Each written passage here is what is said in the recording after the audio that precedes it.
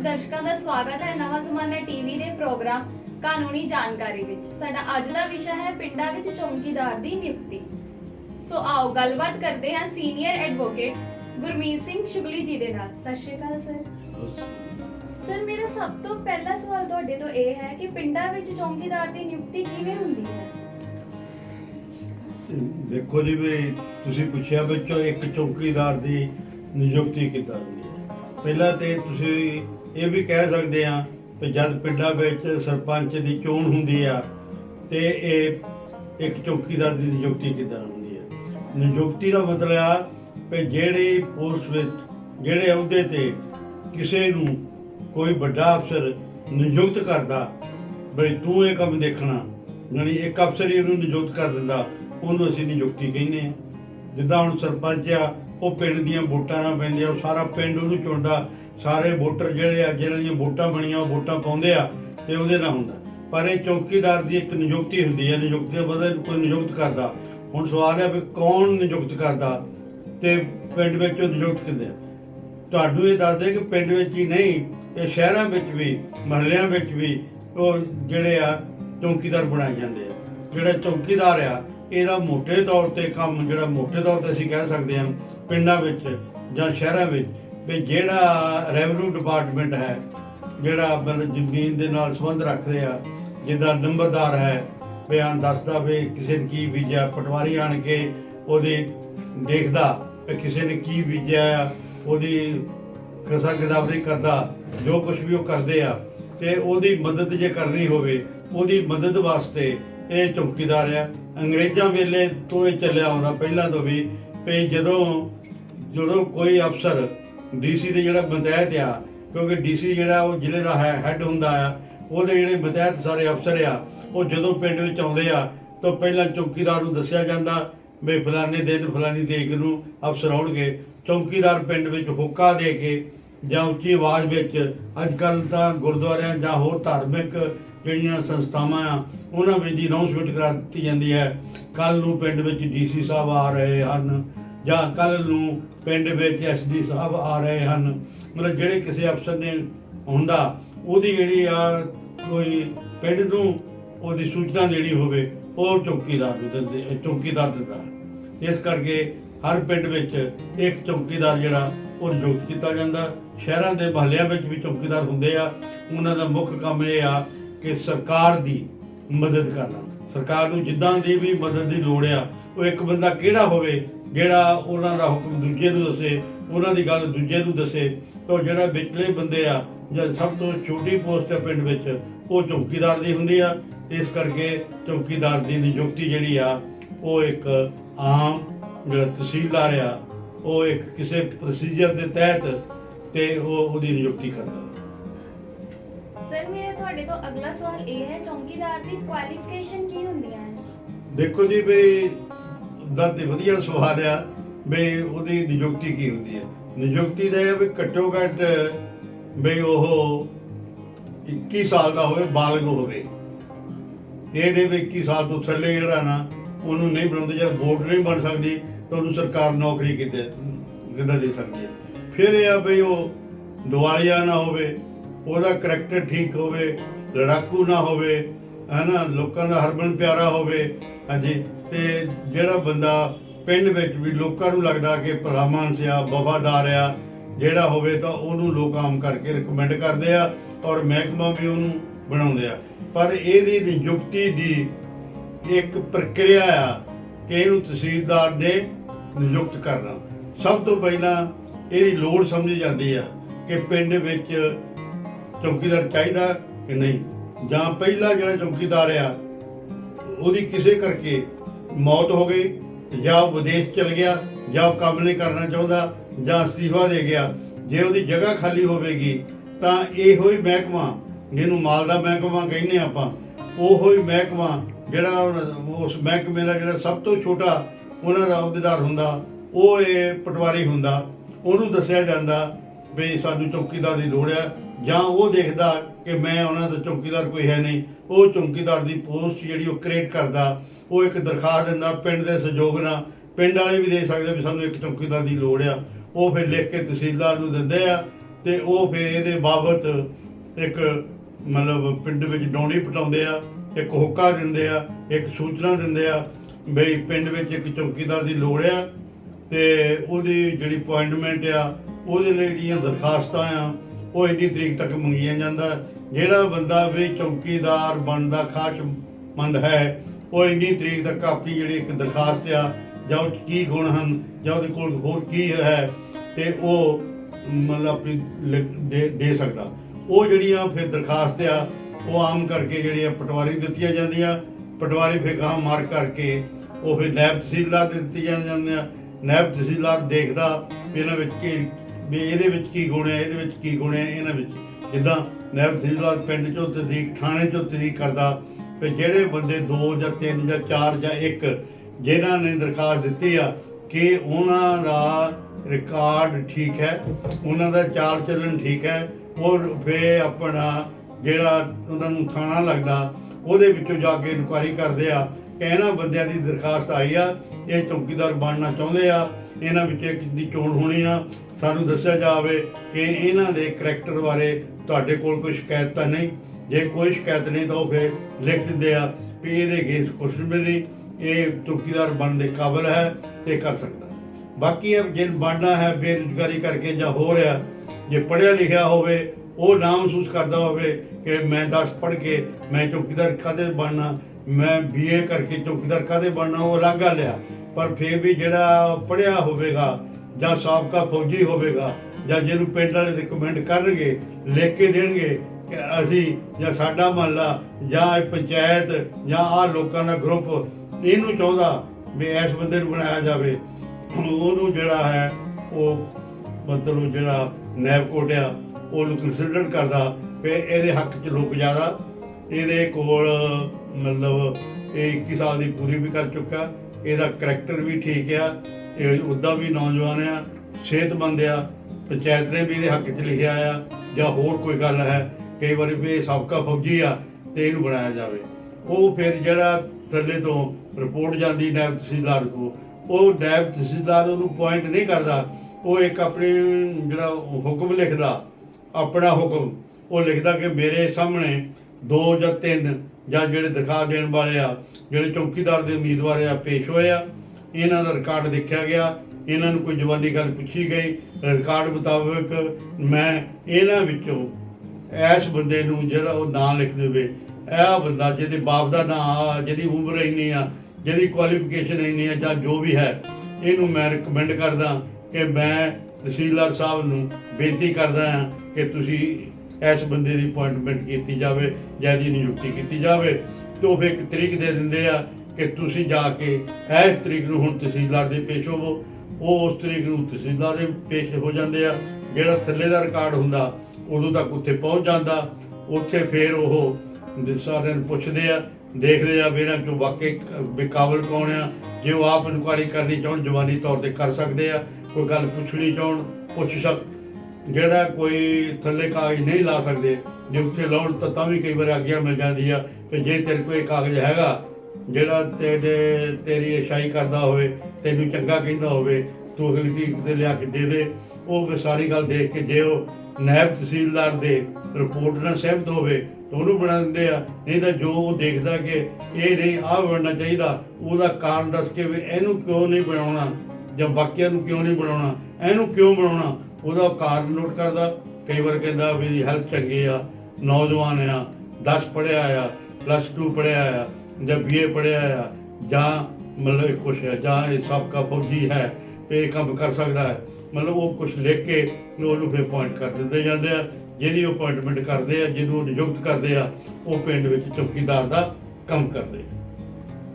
Sir ਮੇਰਾ ਅਗਲਾ ਸਵਾਲ ਹੈ ਕਿ ਇਹ ਜਿਹੜੇ ਚੌਕੀਦਾਰ ਹੁੰਦੇ ਆ ਇਹਨਾਂ ਦੇ ਕੰਮ ਕੀ ਕੀ ਹੁੰਦੇ ਨੇ? ਹਾਂ ਦੇਖੋ, ਚੌਕੀਦਾਰ ਦਾ ਕੰਮ ਹੈ ਇਹ ਮੈਂ ਜਿੱਦਾਂ ਪਹਿਲਾਂ ਦੱਸਿਆ ਕਿ ਜਿਹੜਾ ਰੈਵਨਿਊ ਡਿਪਾਰਟਮੈਂਟ ਹੈ, ਜਿਹਨਾਂ ਦਾ ਥੱਲੇ ਦਾ ਜਿਹੜਾ ਸਭ ਤੋਂ ਵੱਡਾ ਉਹ ਹੈ ਪਟਵਾਰੀ ਕਾਨੂੰਗੋ, ਜਿਹਨੂੰ ਗਦਾਵਰੀ ਵੀ ਕਹਿੰਦੇ ਆ, ਨਾਇਬ ਤਹਿਸੀਲਦਾਰ।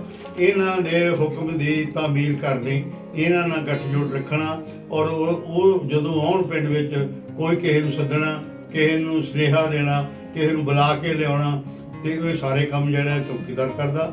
ਪਿੰਡ ਵਿੱਚ ਪਹਿਰਾ ਲਾਉਣਾ, ਆਪ ਦੇਣਾ ਤੇ ਲੋਕਾਂ ਨੂੰ ਇਸ ਤਰੀਕੇ ਨਾਲ ਵੰਡਣਾ, ਜਾਂ ਘਰ ਵਾਈਜ਼ ਜਾਂ ਪਿੰਡ ਵਾਈਜ਼ ਵਿੱਚ ਜਿੱਦਾਂ ਹੈ ਵੀ ਹਰ ਬੰਦੇ ਦੀ ਬਾਰੀ ਡਿਊਟੀ ਲਾਉਣੀ ਤੇ ਰਾਤ ਨੂੰ ਆਪ ਨਾਲ ਰਲ ਕੇ ਪਹਿਰਾ ਦੇਣਾ ਤੇ ਜਿਹੜੇ ਇਹ ਸਰਕਾਰੀ ਮੁਲਾਜ਼ਮ ਆ ਇਸ ਡਿਪਾਰਟਮੈਂਟ ਦੇ ਤੇ ਉਹ ਮਾਲ ਮਹਿਕਮੇ ਦੇ ਤੇ ਜਾਂ ਸਾਰਿਆਂ ਦੇ ਸਰਕਾਰੀ ਬੰਦਿਆਂ ਦੇ ਜਿਹੜੇ ਡੀਸੀ ਦੇ ਥੱਲੇ ਆਉਂਦੇ ਆ ਤੇ ਉਹਨਾਂ ਦਾ ਹੁਕਮ ਵਜਾਉਣਾ ਉਹ ਕਰਨਾ। ਤੇ ਜਿੱਥੇ ਵੀ ਅਜਿਹੇ ਕੰਮ ਹੋਣ ਉੱਥੇ ਜਿਹੜੇ ਆ ਉਹ ਪਹਿਲਾਂ ਚੌਕੀਦਾਰ ਨੂੰ ਦੱਸਿਆ ਜਾਂਦਾ ਕਿ ਕਿਸ ਦਿਨ ਆਉਣਾ, ਉਸ ਦਿਨ ਸਾਰਿਆਂ ਨੂੰ ਇਕੱਠੇ ਕਰਨਾ, ਹੋਕਾ ਦੇਣਾ ਜਾਂ ਸਪੀਕਰ ਰਾਹੀਂ ਕਹਿਣਾ। ਉਸ ਦਿਨ ਉਹਨਾਂ ਨੂੰ ਮਤਲਬ ਜਿਹੜੇ ਕਿਸੇ ਬੰਦੇ ਦੀ ਲੋੜ ਹੋਵੇ ਉਹਨਾਂ ਨੂੰ ਸੱਦ ਕੇ ਲਿਆਉਣਾ ਵੀ ਤੁਹਾਨੂੰ ਫਲਾਣਾ ਅਫਸਰ ਸੱਦ ਰਿਹਾ, ਮਤਲਬ ਕਿ ਵੀ ਸਰਕਾਰ ਦੇ ਹੁਕਮ ਦਾ ਜਿਹੜਾ ਹੈ ਤਾਂ ਉਹਨੂੰ ਗਾਹਾਂ ਲਾਗੂ ਕਰਾਉਣਾ, ਇਹ ਮਤਲਬ ਉਹਦਾ ਸੁਨੇਹਾ ਦੇਣਾ ਤੇ ਇਹ ਕੰਮ ਕਰਨਾ ਇੱਕ ਮੁੱਖ ਤੌਰ ਤੇ ਕੰਮ ਆ। ਪਹਿਲਿਆਂ ਵਿੱਚ ਅੱਜ ਕੱਲ੍ਹ ਮਾਮਲਾ ਮਾਫੀਆ, ਪਹਿਲਿਆਂ ਦੇ ਵਿੱਚ ਇਹ ਸੀ ਕਿ ਹਰ ਕਿਸਾਨ ਜਿਹੜਾ ਉਹ ਇੱਕ ਟੈਕਸ ਦਿੰਦਾ ਸੀ ਜਿਹਨੂੰ ਮਾਮਲਾ ਕਹਿੰਦੇ ਸੀ। ਜ਼ਮੀਨ ਜਿੰਨੀ ਹੈ ਉਹਦੇ ਹਿਸਾਬ ਨਾਲ ਇੱਕ ਮਾਮਲਾ ਦੇਣਾ ਪੈਂਦਾ ਸੀ। ਉਹ 6 ਮਹੀਨੇ ਬਾਅਦ ਸਾਲ ਬਾਅਦ ਉਹਦੀ ਅਗਰਾਈ ਹੁੰਦੀ ਸੀ ਤੇ ਹੁਣ ਸਾਉਣੀ ਆ ਗਈ ਆ, ਹੁਣ ਹਾੜੀ ਆ ਗਈ ਆ, ਤੁਸੀਂ ਆਹ ਫਸਲ ਬੀਜੀ ਆ, ਉਹਨਾਂ ਤੇ ਇੰਨਾ ਮਾਮਲਾ ਬਣਦਾ ਤੇ ਮਾਮਲਾ ਦੇ ਦਿਓ। ਉਹਦੀ ਇੱਕ ਢਾਲ ਬਣ ਕੇ, ਉਹਦੀ ਇੱਕ ਲਿਸਟ ਬਣ ਕੇ ਆ ਜਾਂਦੀ ਸੀ। ਉਹ ਜਿਹੜੀ ਲਿਸਟ ਆ ਉਹਨੂੰ ਦੱਸ ਦਿੱਤੀ ਜਾਂਦੀ ਸੀ ਇਸ ਬੰਦੇ ਤੋਂ ਇੰਨੇ ਪੈਸੇ ਲੈਣੇ, ਇਸ ਬੰਦੇ ਤੋਂ ਇੰਨੇ ਲੈਣੇ ਆ। ਤੇ ਜੇ ਪੜ੍ਹਿਆ ਹੁੰਦਾ ਤਾਂ ਆਪ ਪੜ੍ਹ ਕੇ ਤੇ ਉਹਨਾਂ ਦੇ ਘਰਾਂ ਤੋਂ ਲਿਆ ਕੇ ਪੈਸੇ ਇਕੱਠੇ ਕਰਨੇ ਆ। ਵੀ ਸਾਹਿਬ ਆਇਆ, ਪਟਵਾਰੀ ਆਇਆ, ਤਹਿਸੀਲਦਾਰ ਆਇਆ, ਵੀ ਉਹਨੂੰ ਆਣ ਕੇ ਫਲਾਣੇ ਥਾਂ ਬੈਠੇ ਆ ਜਾਂ ਪੰਚਾਇਤ ਘਰ ਬੈਠੇ ਆ ਜਾਂ ਕਿਤੇ ਸਾਂਝੀ ਜਗ੍ਹਾ ਤੇ ਬੈਠੇ ਆ ਤੇ ਤੁਸੀਂ ਉਹਨਾਂ ਨੂੰ ਜਾ ਕੇ ਮਾਮਲਾ ਦਿਓ ਜਾਂ ਅੱਗੇ ਪਿੱਛੋਂ ਆਪ ਮਾਮਲਾ ਲੈਂਦੇ ਰਹਿਣੇ ਆ। ਤਾਂ ਜਿੱਦਣ ਉਹ ਡਿਪਾਰਟਮੈਂਟ ਦੇ ਬੰਦੇ ਆਏ ਤੇ ਉਹਨਾਂ ਕੋਲ ਜਮ੍ਹਾਂ ਕਰਾ ਦੇਣਾ। ਅੱਜ ਕੱਲ੍ਹ ਜਿੱਦਾਂ ਮੈਂ ਪਹਿਲਾਂ ਦੱਸਿਆ ਆ ਵੀ ਜਿਹੜਾ ਮਾਮਲੇ ਦਾ ਕੰਮ ਆ ਉਹ ਮਾਫ ਹੋ ਚੁੱਕਾ ਆ ਤੇ ਇਸ ਕਰਕੇ ਮਾਮਲੇ ਦੀ ਵਰਾਈ ਤਾਂ ਨਹੀਂ ਕਰਦੇ, ਲੇਕਿਨ ਜਾਂ ਸੁਨੇਹਾ ਨਹੀਂ ਦਿੰਦੇ। ਲੇਕਿਨ ਜਿਹੜੇ ਬਾਕੀ ਕੰਮ ਆ ਮਾਲ ਮਹਿਕਮੇ ਦੇ ਪਿੰਡ ਵਿੱਚ ਜਦੋਂ ਆਉਂਦੇ ਆ ਉਹਦੇ ਸੁਨੇਹੇ ਤੋਂ ਲੈ ਕੇ ਉਹਨੂੰ ਸੱਦਣ ਤੱਕ ਜਾਂ ਹੋਰ ਕੰਮ ਆ ਉਹ ਕਰਨੇ ਆ। ਰਾਤ ਨੂੰ ਪਹਿਰਾ ਦੇਣਾ ਕਿ ਅੱਗੇ ਕੱਲ੍ਹ ਕਿਹਦਾ ਪਹਿਰਾ ਸੀ, ਕੱਲ੍ਹ ਨੂੰ ਕਿਹਦਾ ਹੋਊਗਾ, ਅੱਜ ਕਿਹਦਾ ਹੋਊਗਾ, ਉਹ ਤੋਂ ਬਾਅਦ ਕਿਹਦਾ ਹੋਊਗਾ, ਇਹ ਲਿਸਟ ਸਾਰੀ ਬਣਾਉਣੀ ਉਹਦੀ ਗੱਲ ਆ। ਇਹੋ ਹੀ ਹੁਣ ਹੋ ਰਿਹਾ ਕਿ ਤੁਸੀਂ ਆਪ ਜਾਓ, ਸਰਕਾਰ ਦੇ ਸੈਂਟਰ ਖੋਲ੍ਹ ਦਿੱਤੇ ਆ ਕਿ ਸਾਡੇ ਬੱਚਾ ਪੈਦਾ ਹੋਇਆ ਉਹਦਾ ਆਹ ਨਾਂ ਆ ਉੱਥੋਂ ਦਰਜ ਕਰਾਉਣ ਜਾਂਦੇ। ਇਹ ਤੋਂ ਪਹਿਲਾਂ, ਅੱਜ ਤੋਂ ਪਹਿਲਾਂ ਤੇ ਜਦੋਂ ਪਿੰਡ ਵਿੱਚ ਕੋਈ ਮੌਤ ਹੁੰਦੀ ਸੀ ਜਾਂ ਕੋਈ ਜਨਮ ਹੁੰਦਾ ਸੀ ਤੇ ਉਦੋਂ ਨਾਂ ਤੋਂ ਬਗੈਰ ਤੇ ਫਲਾਣੇ ਘਰ ਫਲਾਣੇ ਦੇ ਮਤਲਬ ਇੱਕ ਲੜਕੀ ਪੈਦਾ ਹੋਈ ਹੈ, ਕਿਉਂਕਿ ਨਾਂ ਤਾਂ ਲੋਕ ਕਈ ਵਾਰੀ 6 ਮਹੀਨੇ ਬਾਅਦ, 2 ਮਹੀਨੇ ਬਾਅਦ, 15 ਦਿਨ ਬਾਅਦ ਰੱਖਦੇ ਸੀ, ਉਸ ਦੇ ਨਹੀਂ ਸੀ ਰੱਖਦੇ। ਤੇ ਜਾਂ ਲੜਕਾ ਪੈਦਾ ਹੋਇਆ ਤੇ ਨਾਂ ਦਾ ਬਾਅਦ 'ਚ ਹੁੰਦਾ ਸੀ, ਉਹ ਦਰਜ ਕਰਾਉਂਦੇ ਸੀ ਵੀ ਨਵੀਂ ਇੱਕ ਨਵਾਂ ਜਨਮ ਹੋਇਆ। ਤੇ ਇਸੇ ਤਰ੍ਹਾਂ ਜਦੋਂ ਕਿਸੇ ਬਿਮਾਰੀ ਕਰਕੇ ਜਾਂ ਹੋਰ ਕਰਕੇ ਕਿਸੇ ਦੀ ਮੌਤ ਹੋ ਜਾਂਦੀ ਸੀ ਤੇ ਇਹ ਕੰਮ ਵੀ ਪਟਵਾਰੀ ਦੇ ਇਹ ਸਾਰਾ ਜਿਹੜਾ ਕੰਮ ਆ ਇਹ ਵੀ ਚੌਕੀਦਾਰ ਦਾ ਹੁੰਦਾ ਸੀ ਕਿ ਥਾਣੇ ਜਾ ਕੇ ਰਿਪੋਰਟ ਕਰਨੀ ਆ ਵੀ ਉਹ ਪਿੰਡ ਦਾ ਬੰਦਾ ਕਿਹੜਾ ਆ ਜਿਹੜਾ ਸੁਰਗਵਾਸ ਹੋ ਗਿਆ, ਉਹਦਾ ਨਾਂ ਲਿਖਾਉਣਾ, ਉਹਦੇ ਬਾਪ ਦਾ ਨਾਂ ਲਿਖਾਉਣਾ। ਇਹ ਹੁੰਦਾ ਸੀ। ਉਹ ਦਿਨ ਰੱਖੇ ਹੁੰਦੇ, ਕਹਿੰਦੇ ਹੁੰਦੇ ਸੀ ਕਿਤਾਬਾਂ ਲੋੜ ਜਾਣਾ, ਜਾਣੀ ਆਪਣਾ ਰਿਕਾਰਡ ਕਰਨਾ, ਉਹ ਰਿਕਾਰਡ ਦੇ ਵਿੱਚ ਉਹਨੇ ਇਹਨੂੰ ਵੀ ਲਿਖ ਦੇਣਾ ਜਾਂ ਇਹਨੂੰ ਜੋ ਲਿਖਿਆ ਹੁੰਦਾ ਸੀ ਉਹ ਤੋਂ ਦੇਖ ਕੇ ਪੁਲਿਸ ਵਾਲਿਆਂ ਨੇ ਆਪਣੇ ਰਿਕਾਰਡ ਵਿੱਚ ਲੈਣਾ। ਜਿਹੜਾ ਕਿ ਹੁਣ ਹੋਰ ਏਜੰਸੀਆਂ ਨੂੰ ਅਜਿਹਾ ਕੰਮ ਦਿੱਤਾ ਆ। ਹੁਣ ਤੁਸੀਂ ਸਰਟੀਫਿਕੇਟ ਬਣਾਉਣਾ ਹੋਵੇ, ਚੌਕੀਦਾਰ ਦੀ ਕੋਈ ਲੋੜ ਨਹੀਂ ਜਾਂ ਫਲਾਨੀ ਗੱਲ ਦੀ ਵੀ ਕੋਈ ਲੋੜ ਨਹੀਂ। ਹੁਣ ਤੁਸੀਂ ਸਿੱਧਾ ਜਾ ਕੇ ਜਿਹੜੇ ਸਰਕਾਰ ਨੇ ਅਜਿਹੇ ਦਫ਼ਤਰ ਜਾਂ ਘਰ ਖੋਲ੍ਹੇ ਆ ਜਿੱਥੇ ਜਾ ਕੇ ਤੁਸੀਂ ਆਪਣੇ ਨਿੱਤ ਦੇ ਕੰਮ ਕਰਾ ਸਕਦੇ ਹੋ। ਸਰ ਇਹ ਦੱਸੋ ਕਿ ਇੱਕ ਪਿੰਡ ਵਿੱਚ ਇੱਕ ਤੋਂ ਵੱਧ ਚੌਕੀਦਾਰ ਵੀ ਨਿਯੁਕਤ ਕੀਤੇ ਜਾ ਸਕਦੇ ਨੇ? ਦੇਖੋ ਜੀ ਭਈ ਕਈ ਪਿੰਡ ਤੇ ਛੋਟੇ ਹੁੰਦੇ ਆ, ਉੱਥੇ ਪਿੰਡ ਵਾਲੇ ਸਮਝਦੇ ਵੀ ਇੱਕ ਚੌਕੀਦਾਰ ਬਹੁਤ ਆ ਤੇ ਉੱਥੇ ਇੱਕੋ ਚੌਕੀਦਾਰ ਕੰਮ ਕਰਦਾ। ਕਈ ਪਿੰਡਾਂ ਵਿੱਚ ਕਈ ਪੱਤੀਆਂ ਹੁੰਦੀਆਂ, ਕਈ ਗੋਤ ਦੇ ਬੰਦੇ ਹੁੰਦੇ ਆ, ਉਹਨਾਂ ਦਾ ਅਲੱਗ ਗੋਤ ਵੀ ਹੁੰਦਾ ਜਾਂ ਅਲੱਗ ਹੁੰਦੇ ਆ ਜਾਂ ਜ਼ਿਆਦਾ ਵਸੂ ਹੁੰਦੀ ਆ ਜਾਂ ਮਹੱਲਿਆਂ ਦੇ ਹਿਸਾਬ ਨਾਲ ਹੁੰਦਾ ਆ। ਉਹ ਜਿੰਨੇ ਪਿੰਡ ਜਿੰਨਾ ਵੱਡਾ ਹੋਵੇ, ਜਿੰਨੀ ਲੋੜ ਹੋਵੇ ਉਹਨੇ ਜਿਹੜੇ ਆ ਹੋ ਸਕਦੇ ਆ। ਇਹ ਇਕੱਲੇ ਆਪਣੇ ਚੌਕੀਦਾਰ ਤੇ ਨਹੀਂ ਟੁਕਦੇ, ਇਹ ਨੰਬਰਦਾਰ ਤੇ ਟੁਕਦੀ ਆ ਵੀ ਕਿਸੇ ਪਿੰਡ ਵਿੱਚ ਇੱਕ ਨੰਬਰਦਾਰ ਦਾ, ਇੱਕ ਚੌਕੀਦਾਰ ਦਾ ਹੋਣਾ ਜ਼ਰੂਰੀ ਆ। ਪਰ ਇਹ ਇੱਕ ਤੋਂ ਵੱਧ ਉਦੋਂ ਹੁੰਦੇ ਆ ਜਦੋਂ ਪਿੰਡ ਵੱਡਾ ਹੋਵੇ, ਪਿੰਡ ਵਿੱਚ ਪੱਤੀਆਂ ਹੋਣ, ਵੱਖ-ਵੱਖ ਤਰ੍ਹਾਂ ਦੇ ਲੋਕ ਰਹਿੰਦੇ ਹੋਣ ਔਰ ਉਹਨਾਂ ਦਾ ਫਲਾਹ ਪਿੰਡ ਵਿੱਚ ਜ਼ਿਆਦਾ ਹੋਵੇ। ਫਿਰ ਉਹ ਸਮਝਦੇ ਆ ਵੀ ਇੱਕ ਬੰਦੇ ਤੋਂ ਕੰਮ ਨਹੀਂ ਹੋਣਾ, ਸਾਨੂੰ ਦੋ ਕਰ ਲੈਣੇ ਚਾਹੀਦੇ ਆ, ਦੋ ਤੇ ਨਹੀਂ ਹੁੰਦਾ ਤਾਂ ਤਿੰਨਾਂ ਦੇ ਹੋ ਜਾਣੇ ਚਾਹੀਦੇ ਆ। ਪਿੰਡਾਂ ਵਿੱਚ ਜਿੱਥੇ ਪਹਿਲਾਂ ਦੋ ਬਰਾਦਰੀਆਂ, ਇੱਕ ਲੋਕ ਜਿਹੜੇ ਰਹਿੰਦੇ ਸੀ, ਇੱਕ ਗਰੀਬ ਲੋਕ ਜਿਹੜੇ ਸੀ ਉਹ ਆਪਣੇ ਲਈ ਇੱਕ ਨਿਯੁਕਤ ਕਰ ਲੈਂਦੇ, ਉਹ ਨਿਯੁਕਤ ਕਰ ਲੈਂਦੇ। ਇਹਨਾਂ ਦਾ ਕੰਮ ਜਿਹੜੀਆਂ ਅੱਜ ਕੱਲ੍ਹ ਰਜਿਸਟਰੀਆਂ ਹੁੰਦੀਆਂ ਜਾਂ ਪਹਿਲਾਂ ਵੀ ਹੁੰਦੀਆਂ ਤੇ ਉੱਤੇ ਵੀ ਇਹ ਜਾ ਚਲ ਜਾਂਦੇ ਆ, ਪਰ ਮੁੱਖ ਕੰਮ ਉਹ ਨੰਬਰਦਾਰ ਦਾ ਹੁੰਦਾ। ਪਰ ਉਹਦੇ ਵਿੱਚ ਜਿਹੜਾ ਕੰਮ ਸੁਨੇਹੇ ਪੱਤੇ ਦਾ ਹੁੰਦਾ ਉਹ ਆਮ ਕਰਕੇ ਚੌਕੀਦਾਰ ਕਰਦੇ ਆ। ਚੌਕੀਦਾਰ ਤੇ ਕੋਈ ਪਾਬੰਦੀ ਨਹੀਂ, ਘੱਟੋ ਘੱਟ ਇੱਕ ਹੋਣਾ ਚਾਹੀਦਾ, ਵੱਧ ਤੋਂ ਵੱਧ ਲੋੜ ਮੁਤਾਬਕ ਦੋ ਵੀ ਹੋ ਸਕਦੇ ਆ, ਤਿੰਨ ਵੀ ਹੋ ਸਕਦੇ, ਚਾਰ ਵੀ ਹੋ ਸਕਦੇ ਆ, ਪਰ ਸਾਰਿਆਂ ਦੀ ਨਿਯੁਕਤੀ ਜਿਹੜੀ ਆ ਉਹ ਤਹਿਸੀਲਦਾਰ ਹੀ ਕਰੇਗਾ। ਸਰ ਸਾਨੂੰ ਇਹ ਦੱਸੋ ਕਿ ਜਿਹੜੇ ਚੌਕੀਦਾਰ ਦੀ ਨਿਯੁਕਤੀ ਹੋਣ ਤੋਂ ਰਹਿ ਜਾਂਦੇ ਨੇ ਤੇ ਕੀ ਉਹ ਕੋਈ ਅਪੀਲ ਵੀ ਕਰ ਸਕਦੇ ਨੇ? ਦੇਖੋ ਗੱਲ ਇਹ ਆ ਵੀ ਆਮ ਕਰਕੇ ਵੀ ਗਰੀਬ ਜਨਤਾ ਤੋਂ ਹੁੰਦੇ ਆ ਤੇ ਇੱਕ ਸੇਵਾ ਦੀ ਗੱਲ ਹੀ ਆ। ਤੇ ਲੇਕਿਨ ਜਿਹੜਾ ਤੁਸੀਂ ਸਵਾਲ ਪੁੱਛਿਆ ਵੀ ਜਿੱਦਾਂ ਦੋ ਜਣੇ ਲਾ ਲਓ ਗੱਲ ਸਮਝਣ ਲਈ, ਤੇ ਦੋ ਉਮੀਦਵਾਰ ਆ ਪਰ ਬਣਾਉਣਾ ਤਾਂ ਇੱਕ ਆ। ਸਰਕਾਰ ਨੂੰ ਇੱਕ ਦੀ ਲੋੜ ਆ, ਪਿੰਡ ਨੂੰ ਇੱਕ ਦੀ ਲੋੜ ਆ।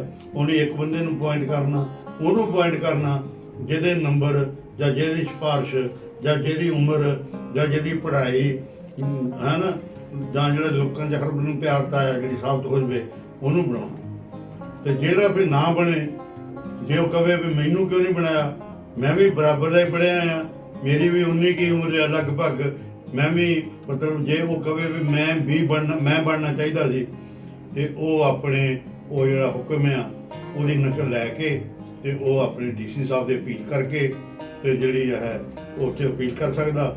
ਉੱਥੇ ਫਿਰ ਇਹ ਆ ਵੀ ਜਿਹੜੀ ਗੱਲ ਮੈਂ ਪਹਿਲਾਂ ਨਹੀਂ ਕੀਤੀ ਹੁਣ ਮੈਂ ਕਰਦਾ ਵੀ ਜਦੋਂ ਪਹਿਲਾਂ ਬਣਨਾ, ਜਦੋਂ ਤੁਹਾਨੂੰ ਤਹਿਸੀਲਦਾਰ ਦੇ ਸੱਦਣਾ, ਜਿਹੜਾ ਆਪਣਾ ਕੇਸ ਆਪ ਨਹੀਂ ਦੱਸ ਸਕਦਾ ਕਿ ਮੇਰੇ 'ਚ ਆ ਗੁਣ ਆ, ਤੇ ਉਹਨੂੰ ਨਾਲ ਆਪਣੀ ਦਰਖਾਸਤ ਦੇ ਲਾ ਤੇ ਕਿਸੇ ਦੇ ਕਹਿਣ ਤੇ ਉਹ ਆਪਣਾ ਵਕੀਲ ਵੀ ਕਰ ਲੈਂਦੇ ਆ। ਉਹ ਵਕੀਲ ਜਿਹੜੇ ਉਸ ਗੱਲ ਨੂੰ ਸਮਝਾ ਦਿੰਦੇ ਆ। ਪਰ ਜਦੋਂ ਅਪੀਲ ਕਰਨੀ ਆ ਵੀ ਮੈਨੂੰ ਕਿਉਂ ਨਹੀਂ ਬਣਾਇਆ ਗਿਆ, ਉਹ ਆਮ ਕਰਕੇ ਵਕੀਲ ਕਰ ਲੈਂਦੇ ਆ ਜਿਹੜੇ ਕਿ ਤੁਹਾਨੂੰ ਕਚਹਿਰੀਆਂ ਵਿੱਚੋਂ ਅਵੇਲੇਬਲ ਹੋ ਜਾਂਦੇ ਆ, ਤੇ ਉਹ ਆਪਣੀ ਫੀਸ ਲੈਂਦੇ ਆ ਆਪਣੇ ਵਿੱਤ ਮੁਤਾਬਕ ਜਾਂ ਮੂਹਰੇ ਜੋ ਤੁਹਾਡਾ ਸਾਇਲ ਉਹਦੇ ਮੁਤਾਬਕ ਉਹ ਲੈ ਕੇ ਉਹ ਵੀ ਪੇਸ਼ ਹੋ ਕੇ ਉਹ ਕੇਸ ਨੂੰ ਚੰਗੀ ਤਰ੍ਹਾਂ ਕਰ ਦਿੰਦੇ ਆ। ਕਈ ਵਾਰ ਅਪੀਲ ਜਿਹੜੀ ਆ ਉਹ ਮਨਜ਼ੂਰ ਵੀ ਹੋ ਜਾਂਦੀ ਆ, ਕਈ ਵਾਰੀ ਅਪੀਲ ਨਹੀਂ ਵੀ ਮਨਜ਼ੂਰ ਹੁੰਦੀ।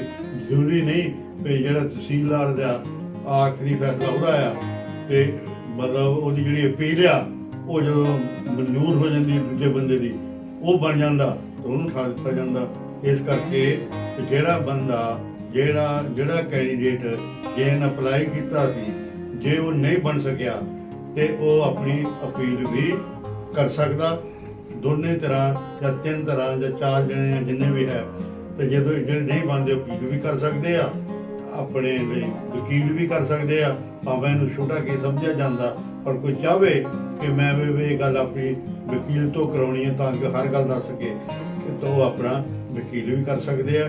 ਡੀਸੀ ਸਾਹਿਬ ਦੇ ਅਪੀਲ ਹੁੰਦੀ ਆ, ਅਪੀਲ ਵਿੱਚ ਤਰੀਕ ਇੱਕ ਦੋ ਪੈਂਦੀਆਂ, ਪਹਿਲਾਂ ਰਿਕਾਰਡ ਜਾਂਦਾ ਥੱਲੋਂ, ਜਿਹੜਾ ਰਿਕਾਰਡ ਜਮ੍ਹਾਂ ਹੋ ਗਿਆ ਹੁੰਦਾ ਉਹ ਫਿਰ ਉਹ 'ਚ ਮਿੱਥੇ ਸਮੇਂ ਦੇ ਵਿੱਚ ਉਹ ਅਪੀਲ ਕਰ ਸਕਦੇ। ਉਹ ਸੁਣ ਕੇ ਉਹਨੂੰ ਵੀ ਪੁਆਇੰਟ ਕਰ ਦਿੰਦੇ ਆ ਵੀ ਪਹਿਲਾਂ ਜਿਹੜਾ ਤਹਿਸੀਲਦਾਰ ਨੇ ਬਣਾਇਆ ਸੀ ਉਹਨੂੰ ਮੈਂ ਇਸ ਕਰਕੇ ਰੱਦ ਕਰਦਾ, ਜੇ ਮੇਰੇ ਕੋਲ ਅਪੀਲ ਕੀਤੀ ਆ ਉਹਦੀ ਗੱਲ ਨਾਲ ਮੈਂ ਇਸ ਗੱਲ ਨਾਲ ਸਹਿਮਤ ਹੁੰਦਾ, ਇਸ ਕਰਕੇ ਉਹਨੂੰ ਮਤਲਬ ਚੌਕੀਦਾਰ ਬਣਾਇਆ ਜਾਂਦਾ। ਚੌਕੀਦਾਰ ਮੈਂ ਫੇਰ ਦੱਸਦਾ ਕਿ ਇਹ ਨਿਯੁਕਤੀ ਆ, ਇਹ ਉਹਨਾਂ ਦੀ ਅਫਸਰ ਦੀ ਮਰਜ਼ੀ ਆ ਵੀ ਅਸੀਂ ਕਿਹਨੂੰ ਬਣਾਉਣਾ।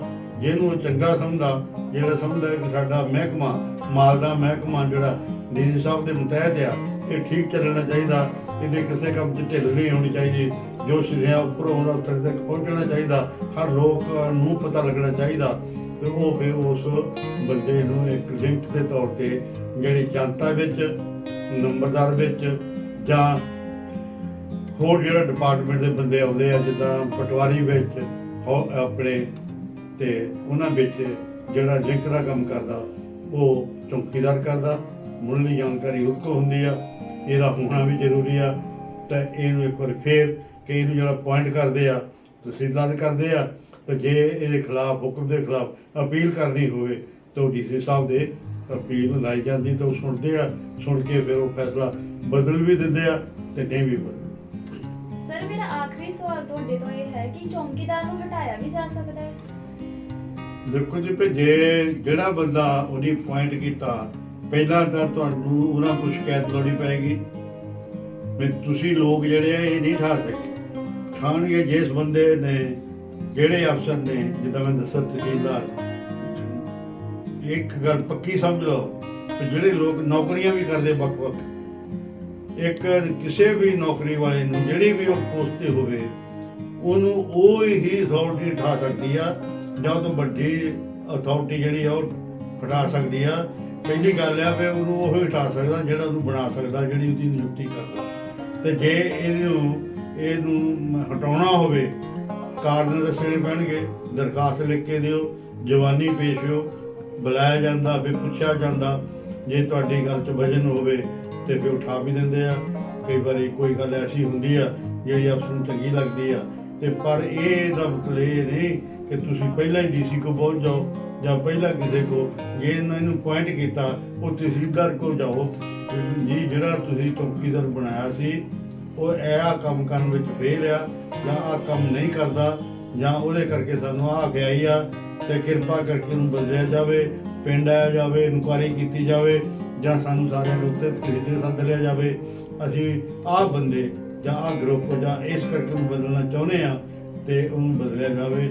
ਉਹ ਤੁਹਾਡੇ ਸਵਾਲ ਦਾ ਤੇ ਇੱਕ ਲਾਈਨ 'ਚ ਜਵਾਬ ਦੇਣਾ ਹੋਵੇ ਕਿ ਜਿਹੜਾ ਪੁਆਇੰਟ ਕਰਦਾ, ਜਿਹੜਾ ਬਣਾਉਂਦਾ, ਜਿਹੜਾ ਨਿਯੁਕਤ ਕਰਦਾ, ਉਹ ਖਾਸ ਕਾਰਨ ਕਰਕੇ ਉਹਨੂੰ ਉਠਾ ਵੀ ਸਕਦਾ, ਬੇਸ਼ਰਾਬੀ ਹੋ ਗਿਆ, ਜਾਂ ਉਹ ਕੋਈ ਐਸੀ ਗਲਤੀ ਕਰਦਾ ਹੋਵੇ ਜਿਹੜੀ ਕਾਨੂੰਨੀ ਤੌਰ ਤੇ ਮਾੜੀ ਹੋਵੇ, ਉਹ ਕੋਈ ਕਿਸੇ ਕੇਸ ਵਿੱਚ ਫਸ ਗਿਆ ਹੋਵੇ, ਜਾਂ ਉਹ ਕੋਈ ਮਾੜੀ ਮਾੜਾ ਕੰਮ ਕੀਤਾ ਹੋਵੇ, ਕਿਸੇ ਔਰਤ ਨੂੰ ਛੇੜਿਆ ਹੋਵੇ, ਕੋਈ ਇੱਦਾਂ ਦੀ ਗੱਲ ਕੀਤੀ ਹੋਵੇ ਜਿਹਦੇ 'ਚ ਕਾਨੂੰਨ ਤੁਹਾਨੂੰ ਵਰਜਿਤ ਕਰਦਾ ਆ, ਜਿਹਦੇ ਨਾਲ ਤੁਹਾਡੀ ਸ਼ਾਂਤੀ ਪਿੰਡ ਦੀ ਭੰਗ ਹੁੰਦੀ ਆ, ਬਰਾਦਰੀ ਦੀ ਭੰਗ ਹੁੰਦੀ ਆ, ਪਿੰਡ ਦੀ ਭੰਗ ਹੁੰਦੀ ਆ, ਉਹ ਤੁਸੀਂ ਇਹ ਸਾਬਤ ਕਰਦੇ ਹੋ ਇਹ ਬੰਦਾ ਹੁਣ ਉਹ ਨਹੀਂ ਰਿਹਾ, ਜਾਂ ਇਹ ਨਸ਼ਾ ਕਰਦਾ, ਜਾਂ ਜ਼ਿਆਦਾ ਨਸ਼ੇ ਕਰਦਾ, ਜਾਂ ਨਸ਼ੇ ਵੇਚਦਾ, ਮਤਲਬ ਇਹ ਜਿਹੜਾ ਕਾਰਨ ਹੈ ਉਠਾਉਣ ਦਾ, ਇਹ ਤੁਹਾਨੂੰ ਦੱਸਿਆ ਜਾਣਾ ਪਏਗਾ। ਉਹ ਫਿਰ ਜਿਹੜਾ ਪੁਆਇੰਟਿੰਗ ਅਥਾਰਟੀ ਆ, ਜਿਹੜਾ ਬਣਾਉਂਦਾ ਆ, ਉਹ ਇਹਦੀ ਕੋਖ ਕਰਦਾ, ਜੇ ਉਹ ਤੁਹਾਡੇ ਗੱਲ 'ਚ ਵਜਨ ਹੁੰਦਾ ਤੇ ਤੁਹਾਡੀ ਸ਼ਿਕਾਇਤ ਤੇ ਉਹਨੂੰ ਉਠਾਇਆ ਵੀ ਜਾ ਸਕਦਾ। ਸੋ ਇਹ ਸੀ ਸਾਡਾ ਅੱਜ ਦਾ ਵਿਸ਼ਾ, ਚੌਂਕੀਦਾਰ ਦੀ ਨਿਯੁਕਤੀ। ਜੇ ਤੁਹਾਡਾ ਇਸ ਸੰਬੰਧੀ ਕੋਈ ਵੀ ਸਵਾਲ ਹੈ ਤਾਂ ਤੁਸੀਂ ਸਾਨੂੰ ਈਮੇਲ ਰਾਹੀਂ ਭੇਜ ਸਕਦੇ ਹੋ, ਤੇ ਜੇਕਰ ਤੁਹਾਨੂੰ ਸਾਡਾ ਅੱਜ ਦਾ ਪ੍ਰੋਗਰਾਮ ਵਧੀਆ ਲੱਗਿਆ ਹੋਵੇ ਤੇ ਲਾਈਕ, ਸ਼ੇਅਰ, ਸਬਸਕ੍ਰਾਈਬ ਜ਼ਰੂਰ ਕਰ ਦਿਓ।